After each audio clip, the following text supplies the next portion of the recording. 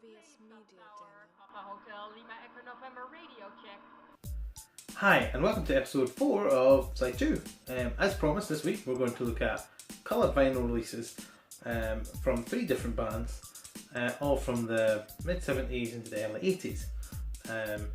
So we're just going to crack right on. Again, similar format. Just tell you basically what I thought about it, pros and cons, and then you can let me know, do you agree, do you disagree. Oh, first, before we start, I'd actually like to plug where I got these from. I picked up all 3 of these records and many more in my collection, which we'll see in future episodes, from Groucho's, an independent record store and music exchange in Dundee at the bottom of the Perth Road.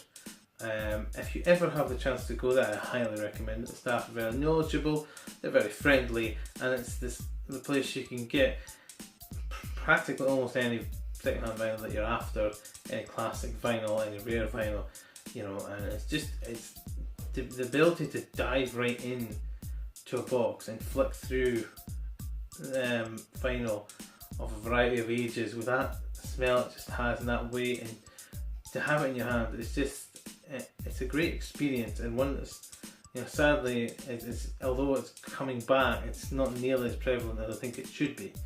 But yeah, so this is 3 I've got from Groucho's, and as I said, you'll see a lot more in the future. It's one of my favourite hunt locations and one of my favourite haunts in Dundee. So, first track is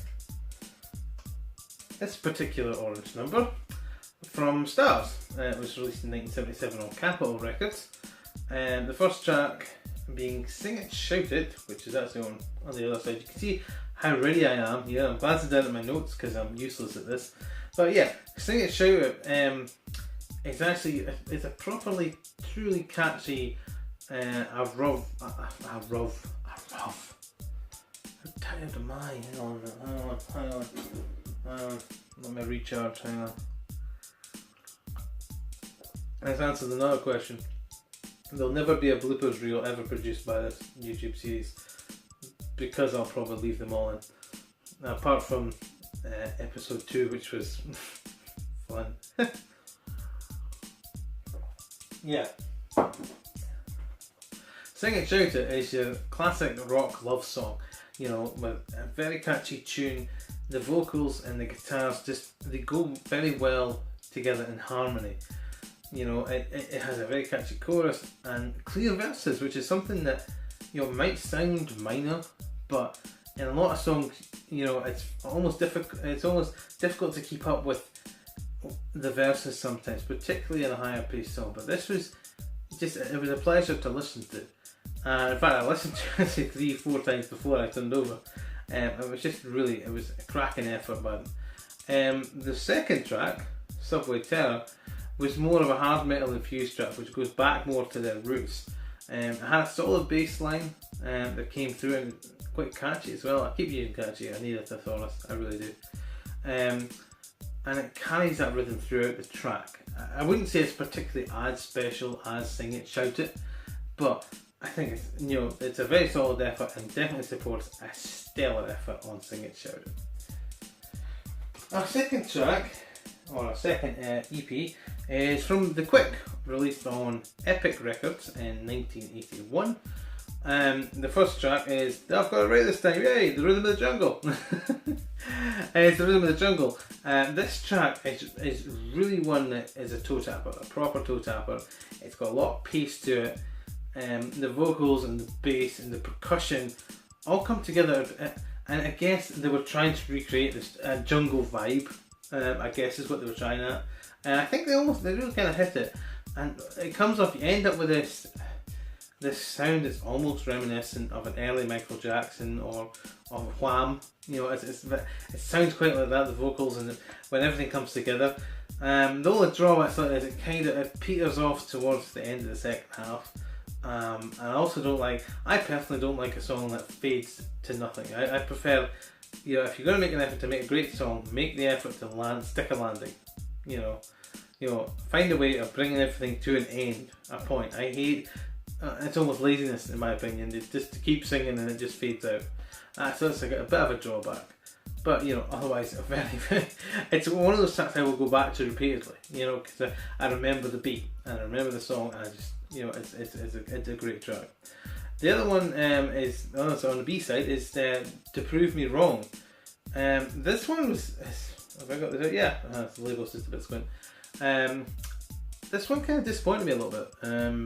The vocals were quite flat, and I got the feeling as if the backing music was trying to save the sinking song throughout. You know, the vocals were repetitive too. There wasn't kind of much energy, much oomph about the effort involved. I got this impression as if the lead singer really wasn't 100% behind it, especially in comparison to the Rhythm of the Jungle and the other songs. You know, when you can hear the effort, this one kind of felt a bit like singing by numbers. Like, just there wasn't much energy behind it, and it's a shame. You know, it kind of lets the record down. Our final record is two singles from different years by the Scorpions on a nice clear bit of vinyl. I should probably really hold it like that, I suppose. Somebody will be falling over somewhere going, oh my god, he's destroying vinyl, but hey ho.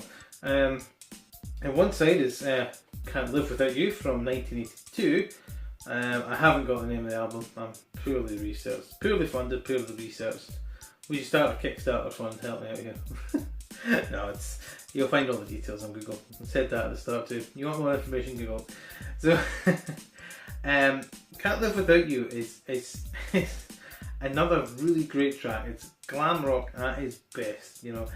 And as I listened to it, I for some reason I found myself smiling because I had this thought of either Badfinger or Harry Nilsson singing Without You, which is a similar kind of song to this one in terms of the lyrics in part, and perhaps just the chorus.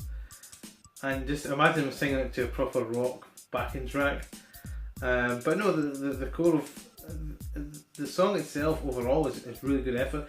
I felt the choral verses this time, the choral verses this time were a bit weak, you know, and I think it was just the way they were delivered. You know, it almost sounded like they all had bronchitis at the same time. You know, it was, you know, they don't have like a Steven Tyler, right, here's a full blown thing. It was more like, you know, smoker's cough kind of bronchitis kind of delivery. And it was a bit of a shame.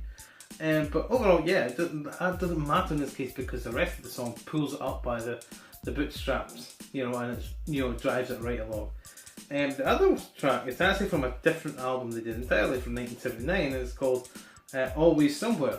Now this is a completely different song. It's a ballad, and it's slow, it's restrained, it's measured, deliberately slow and deliberately restrained and measured, and it's almost like the big super ballads. You know, it reminded me a lot of Guns N' Roses. It really did. It reminded me of the Daftness. You know, it reminded me of those big tracks like November Rain, Knock on Heaven's Door, Love Is Only a Feeling by the Darkness. It had that kind of vibe to it, you know, and you don't see that too often nowadays. You know, often they fit very neatly into a genre, but this was just, it was, you know, again, I would have had this on the A side. I've said it before at previous records, I would have had this A side.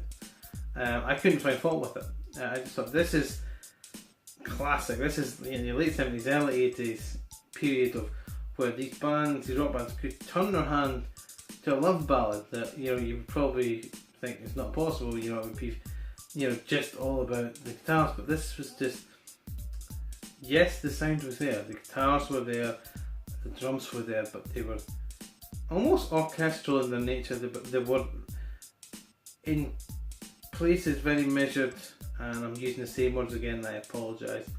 You know, it wasn't a race to the finish, I guess is the better way of putting it.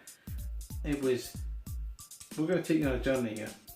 You know, it's going to be interesting, and stick with us. And if you stick with it and you listen to it, you know, you really appreciate the effort that goes in to that restraint. You know, it's very easy to go, wow, we're just going to, yeah, let's go to the lyrics and we're going to lay down this guitar bass line and this electric guitar on top of that, and we're going to thump drums throughout it. That's very easy.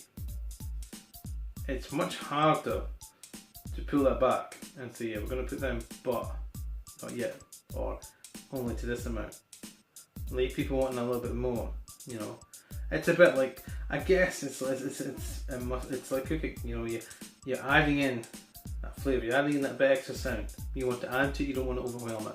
And I think Always Somewhere by Scorpion is a fine example of how to do that. And like I said, much like Guns N' Roses, much like The Darkness That Before Them many years later, it's a fine art. Not everyone gets it right, but these guys got it right. So, that's the 3 records for this edition of Side 2, looking at coloured vinyl special. This will probably come back. I have a much bigger stack of coloured vinyls, mostly EPs. I'm hoping in the future to pick up more LPs. I do have a particular album I picked up very recently. This is double LP with a red vinyl, another movie soundtrack. We'll leave you to guess that one. So this feature brought me back quite a few times. I'm just trying to mix it up. You know, I don't want to just be, you know, first time listening. I don't want to just be reviews or an album review. I wanted to kind of mix it up, try and group them slightly differently. So yeah, oh, great news on Friday. Hopefully the production value will rise because I'm buying some new equipment on Friday, namely a proper size tripod and not this little midget one that's currently sitting on top of my fridge freezer. So hopefully that'll raise things up a bit, and eventually we'll upgrade the camera equipment too. I have a better camera sitting, but at the moment we don't have really a handy way of editing the video on our laptop, which is unfortunately steam powered and goes huff puff bang bang half the time. So we'll stick with our current methods. I hope you guys are enjoying it. Again, let me know. Like, share, subscribe, leave your comments below, and until next time, we'll see you on the other side. AVS Media Demo. Papa Hotel Lima Echo November radio check.